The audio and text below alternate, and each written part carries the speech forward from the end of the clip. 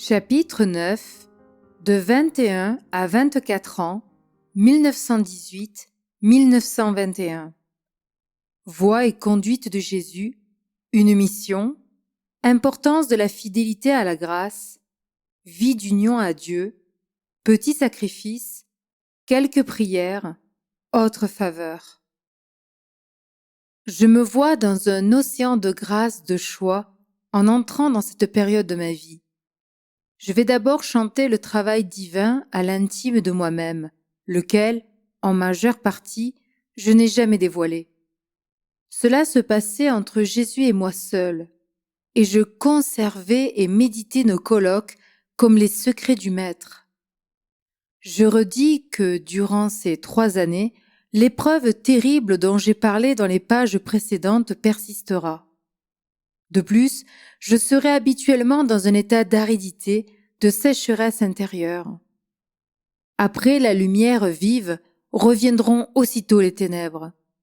Exercice de piété, audition de la Sainte Messe, action de grâce, après la communion, méditation, ne seront très souvent que des heures de distraction et de lutte. Je suis resté fidèle à les accomplir, et j'ai même senti le besoin de les multiplier. Je donnais 20 minutes puis une demi-heure à la méditation chaque jour.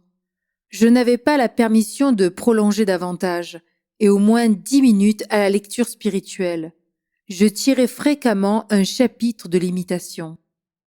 Il n'était pas rare d'égrener aussi mon rosaire chaque jour ou de réciter le petit office de la Sainte Vierge, au moins d'en dire quelques heures.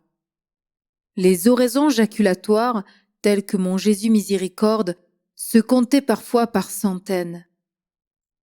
Je prenais nécessairement du temps sur mon repos. La fatigue, l'heure tardive ou la nuit n'étaient pas une raison pour me disperser de mes prières. Le chemin de la croix avait sa place, c'était facile à la visite au Saint-Sacrement. À certains moments, la voix de Jésus se faisait entendre au fond de mon cœur. Sa lumière présentait aux yeux de mon imagination des tableaux que je ne connaissais pas. Au sujet de cette voix et de ces tableaux, j'ai prié beaucoup. J'étais assuré que c'étaient là les enseignements de mon divin Maître, ce qui parle d'obéissance, d'humiliation, de renoncement, ne peut venir que de lui. La faveur que j'implorais était de ne pas me laisser prendre au piège du démon qui est capable d'inventions si rusées et si habiles, de ne pas être victime des chimères de mon imagination. Je renouvelais à notre Seigneur mes désirs ardents et sincères d'amour pur, ma confiance en sa bonté qui ne pouvait me voir tomber dans l'illusion contre ma volonté. Je remarquai que Jésus ne parlait à mon cœur que dans le calme absolu.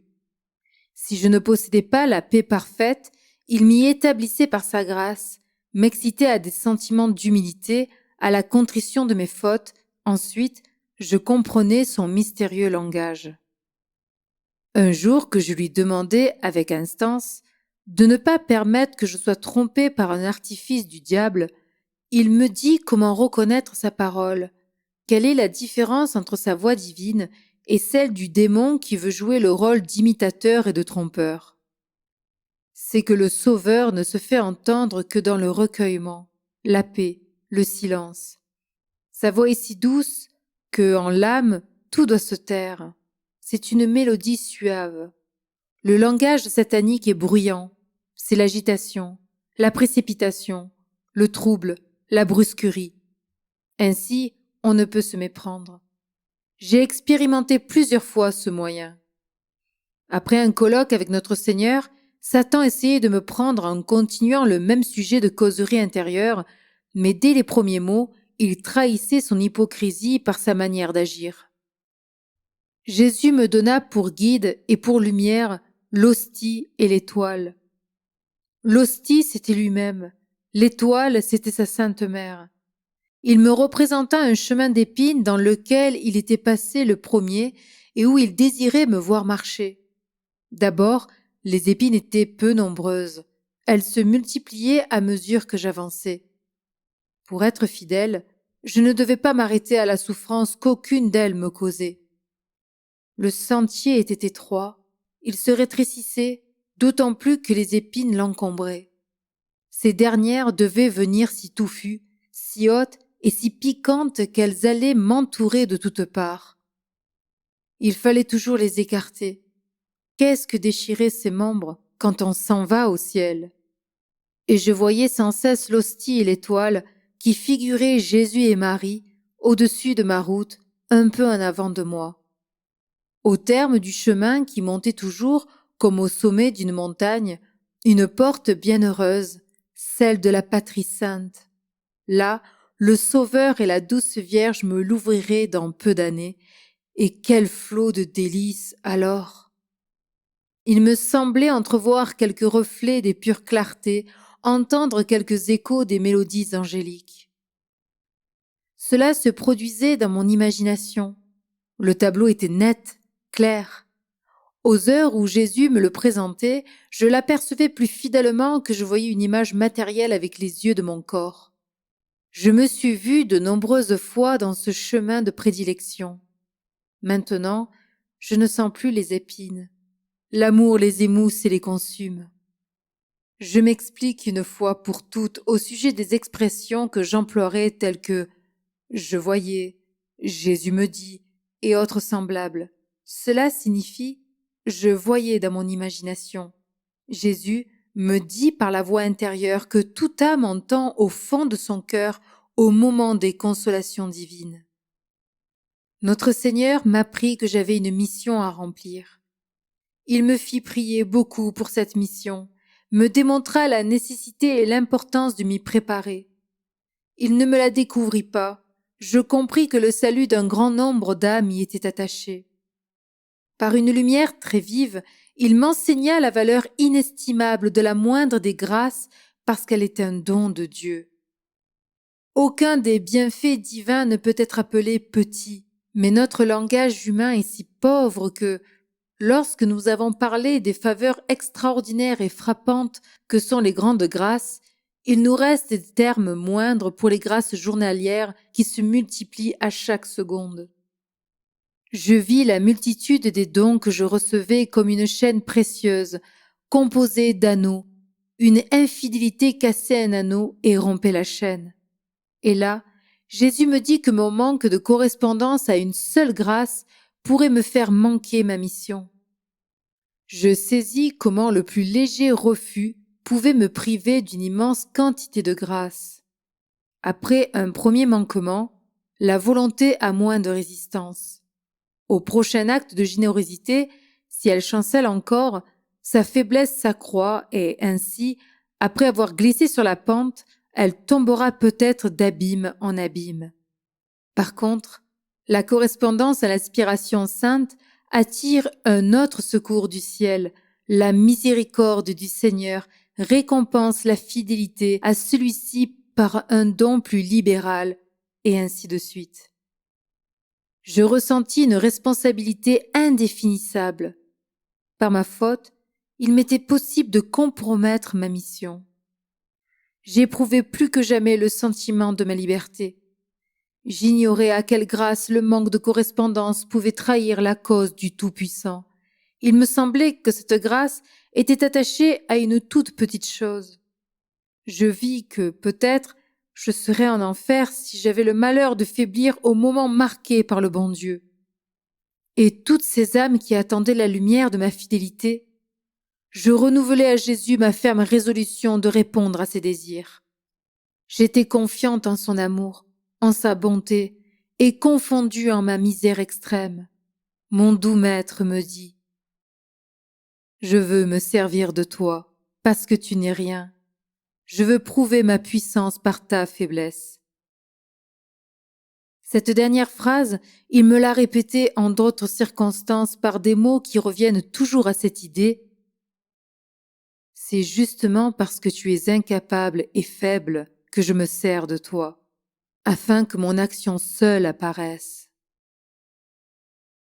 Il mit en mon cœur le désir ardent et sincère du mépris, de l'humiliation, ces biens sans prix que le monde abhorre parce qu'il ne connaît pas leur valeur cachée. C'est nier la nature en désirant l'humiliation, c'est déchirer sa main en cassant une dure noix, mais c'est découvrir et goûter l'amande délicieuse de la joie pure. Chaque matin et chaque soir, je disais la supplique suivante. Mon Dieu, accordez-moi la grâce d'être méprisé et humilié autant que vous pouvez vouloir que je le sois, et que tous ceux qui me mépriseront et m'humilieront ne soient pas coupables. Si vous voulez que je n'ai plus de joie sur la terre, je vous demande de n'en plus goûter aucune. Je pensais d'abord que cette prière était celle du renoncement total à la jouissance ici-bas. Ce fut tout le contraire. Juste à partir du moment où mon âme ne souhaitait que le sacrifice, elle fut enivrée de bonheur. C'est ici le secret de l'amour divin. Je me trouvais dans une sainte indifférence à l'égard de tout. La volonté divine était ma nourriture. Je bénissais la manière dont elle se manifestait. Dans la satisfaction naturelle, je m'en remettais à ses desseins. Dans l'abnégation, je ne la craignais pas, puisque je l'appelais. Jésus me familiarisait avec l'idée de la souffrance. Il se servit encore d'un tableau. Sa main tenait une croix. Une première fois, il entra le pied de la croix dans mon cœur. Plus tard, il l'enfonça davantage. Enfin, il la plaça en entier avec les 2 bras en l'entrant profondément. Il avait fallu déchirer. Ce dernier acte figurait que le Sauveur, avec sa croix, régnait en moi. Puis il entoura mon cœur d'une couronne d'épines, symbole de la sienne. C'était généralement à l'église que mon doux maître daignait m'éclairer. Le vendredi, et spécialement le premier vendredi du mois, alors qu'il était exposé en son ostensoir, semblaient ses jours préférés. Toutefois, il a voulu choisir aussi d'autres moments. Il m'initia à la vie d'union avec lui. Au commencement, il me semblait qu'il était à mes côtés, qu'il marchait près de moi. Ensuite, je le trouvais en moi. J'aimais à causer intérieurement avec lui quand je sortais seule sur la rue. Puis il me donna son esprit pour remplacer le mien, son jugement afin que j'apprécie les objets, les événements, les personnes à la manière qu'il désirait. Ensuite, il mit sa volonté à la place de la mienne. Je ressentis alors une force puissante qui me poussait au bien, qui m'obligeait à ne rien lui refuser. J'éprouvais la passion de la sainteté. Au moins 2 fois par jour, matin et soir, j'implorais la grâce d'atteindre au plus haut degré de perfection que le bon Dieu pouvait vouloir. Je désirais réaliser l'idéal divin en moi. Parfois, je disais à notre Seigneur, « Si c'est votre gloire que je sois la dernière dans le ciel, j'en suis heureuse et satisfaite. S'il vous est agréable que je sois élevée très haut, je veux, par votre secours, monter jusqu'où vous daigniez m'attendre. Je n'entends pas rester en deçà d'un seul degré. » L'idéal divin m'apparaissait comme exigeant de moi que je devienne une très grande sainte. Je n'étais pas capable de désirer moins. Jésus commença ainsi à me brûler de ses flammes d'amour. Dans un colloque, il embrasa mon cœur par l'une d'elles, plus tard par une autre, puis une 3e fois dans une circonstance, par plusieurs à la fois. Ces grandes faveurs me détruisaient moi-même de plus en plus. La réparation envers le cœur divin outragé, le zèle du salut des âmes me devenaient 2 devoirs impérieux. Un premier vendredi du mois, pendant que je faisais mon heure de garde au pied du Saint-Sacrement exposé dans un grand silence, il me semblait voir une multitude de pauvres âmes qui couraient à leur perte, qui s'en allaient vers la damnation éternelle. Je compris, par une grâce, que je devais consoler notre Seigneur et prier pour l'amendement de ces âmes aveuglées. Il y va de soi que ma soif du martyre augmentait et avec elle la passion du renoncement. J'avoue quelques-uns des petits sacrifices qui me procuraient une jouissance indicible. Je les avoue parce que l'obéissance me demande de chanter tous les bienfaits de Jésus en mon âme. Soustraire une note aux accords de ma reconnaissance serait ne pas rendre justice à l'ouvrier infini et ajouter à mes misères une ingratitude nouvelle. Ne jamais plus témoigner le goût de telle ou telle friandise ou douceur. Quand je passais devant une confiserie, le démon, je pense, s'amusait à me représenter que ceci ou cela me serait agréable au palais. Je me disais aussitôt « Non, non, c'est trop bon pour moi ».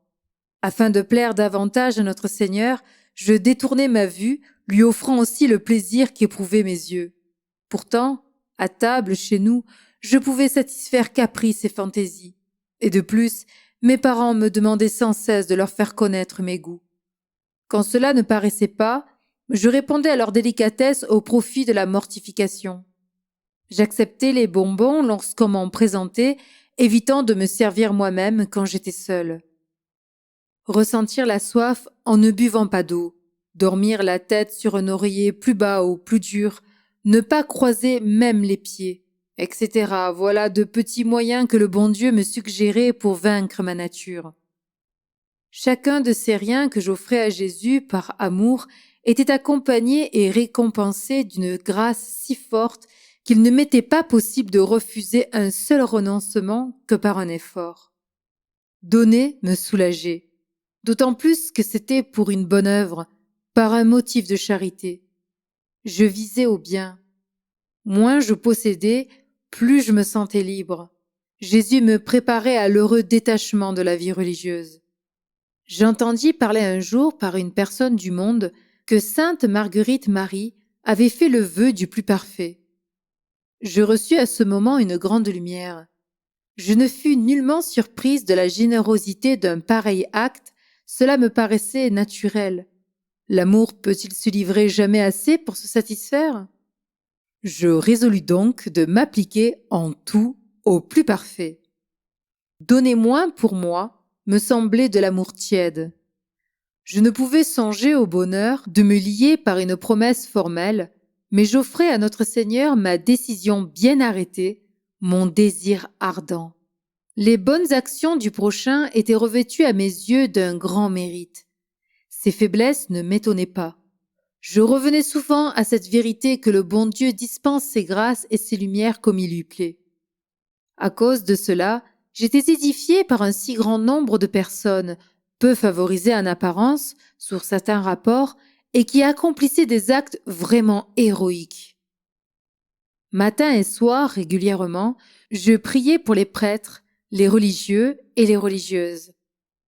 Les personnes consacrées ont une si lourde responsabilité. Elles ont la meilleure part, elles reçoivent les grâces de choix de l'époux. Puissent les moissonneurs répondre en tout, partout et toujours aux vœux du divin semeur. Mes prières se généralisaient à toutes les intentions, à l'infini selon la puissance et l'amour de Jésus. Je priais en union avec notre Seigneur et la très sainte Vierge, et avec tous les êtres à qui je pouvais m'unir. Pour tous les êtres, au nom de tous, en esprit d'adoration envers la Trinité sainte et de louange vis-à-vis des anges et des saints, d'action de grâce, de réparation, de demande. Mon désir était d'utiliser les mérites et les moyens infinis que Jésus met à notre disposition, lui qui est notre Dieu, notre Rédempteur et notre Père. Je voulais les utiliser pour les créatures du passé, du présent et de l'avenir, susceptibles d'en profiter. Jésus me réserva la faveur d'être membre d'un tiers-ordre, celui de Saint-Dominique. Après une année de probation, je fus admise à la profession. Je demandai le nom de Sainte Catherine de Sienne. On hésita à me le donner. Ayant dit que l'anniversaire de ma naissance coïncidait avec la fête de cette aimable sainte, on me l'accorda aussitôt avec bienveillance. C'était un privilège. Depuis, j'ai de la dévotion pour ma patronne dominicaine. Sainte Jeanne d'Arc recevait souvent mes élans pieux. Je réclamais son intercession pour obtenir la grâce d'être fidèle à ma mission. Une nuit de Noël, pendant mon action de grâce après la Sainte Communion, je fus enivrée de consolation. Notre Seigneur me prépara à sa visite la veille au soir. J'étais à l'église. Je souffrais beaucoup intérieurement. Un sentiment de paix, de recueillement m'enveloppa, me pénétra, et je pressentis que Jésus allait se communiquer à mon âme de quelque manière fort intime. En effet, après avoir vécu la blanche hostie, il me semblait être comme jadis les bergers à l'étable de Bethléem. La Sainte Vierge me présenta l'enfant divin, et Jésus me donna le baiser de l'amour. Son cœur parla au mien. Oh, si suavement! Ce colloque avec la famille bénie possède un cachet de bonheur ineffable qui ne se traduit pas. Les joies que nous laisse entrevoir le ciel peuvent être ressenties, mais elles s'échappent à la description. Le Maître, je le répète, était jaloux de mon cœur. Il n'a pas permis que je sois dans l'occasion de détourner mes yeux de lui, divin amant, par l'offre de quelque amitié étrangère. Non, l'amour pour mes parents et les autres affections qu'il avait développées à mon cœur, il les épurait lui-même. Celle-là était suffisante. Quant aux autres, qui n'étaient pas nécessaires, il les éloignait. C'est un bienfait de choix remarquable. Ô Jésus, des faveurs sans nombre apparaissent éclatantes à mes faibles regards. Sans doute, une multitude de dons que je ne connais pas me sera dévoilée au ciel. À jamais sois béni et glorifié.